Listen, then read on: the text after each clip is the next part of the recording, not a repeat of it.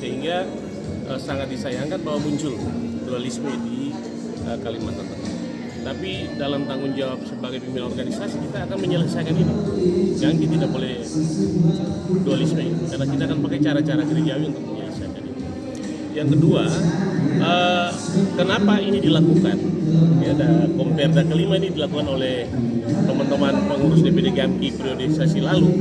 Mereka harus turun secara bertanggung jawab dan forumnya itu ada di Komperda. Yang berikut bahwa ini bukan pembangkangan bagi pimpinan organisasi, bagi DPP Gamki di Jakarta. Bukan sebuah pembangkangan, itu harus digarisbawahi, bukan sebuah pembangkangan. Ini sebuah interupsi karena ada proses-proses yang salah. Proses-proses yang menyalahi anggaran dasar anggaran rumah tangga yang melahirkan Komperda kemarin, bahkan melahirkan pelantikan yang kemarin. DPP berpandangan bahwa sudah ada Komperda, tidak mungkin dibatalkan, tidak bisa. Prosesnya sudah salah, ada rekayasa yang tidak konstitusional melahirkan kepemimpinan di Komperda kemarin. Saya ada di sini untuk mengikuti semua perkembangan.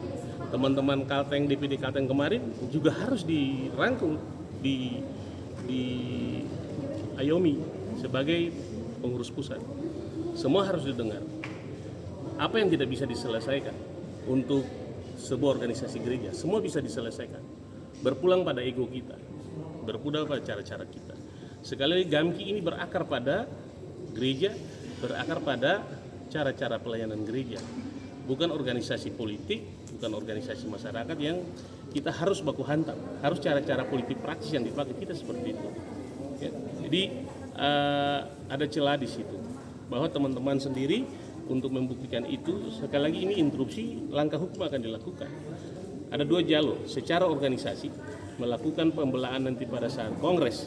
Tapi itu dalam jangka panjang, kongres di Makassar tentunya. Tapi ada langkah hukum yang berikut adalah melakukan gugatan hukum terhadap keputusan DPP yang kemarin. Jadi teman-teman DPD Gamki Kalteng periode 2021-24 sudah melakukan investigasi. Proses Komperda kemarin ya, ada penemuan hal-hal yang direkayasa, yang rasa-rasanya itu bertentangan dengan aturan organisasi yang ada di Gamki. Sehingga momen ini harus dilaksanakan sebagai bentuk perjuangan untuk mendapatkan sebuah pengakuan, mendapatkan sebuah kebenaran dan mendapatkan sebuah keadilan terhadap teman-teman Gamki dan seluruh sivitas. Bukan cuma periode, secara kepengurusan bukan cuma Gamki periode 21-24, seluruh sivitas Gamki Kalteng. Semua senior berharap bahwa harus ada sebuah perlakuan yang adil dan benar terhadap komitmen teman-teman untuk melayani sebagai kader Gamki. Itu yang jadi penting.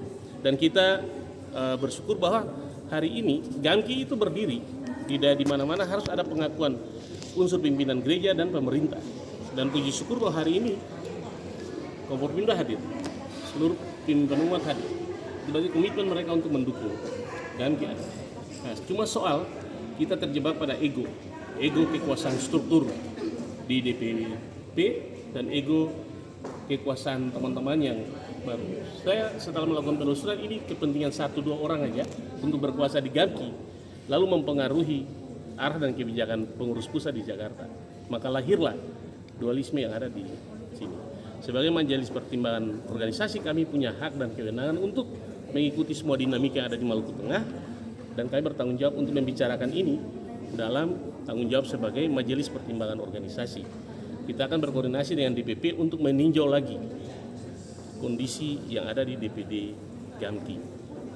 Kalau tidak, langkah itu harus kita lakukan yang tadi. Dua jalur itu lakukan perjuangan lewat jalur resmi organisasi, menunggu di Kongres di Makassar nanti, ataukah melakukan gugatan hukum terhadap SK yang sudah dilahirkan oleh DPP kemarin. Nah, itu hak dan kewenangan teman-teman DPD Gamki Kalteng.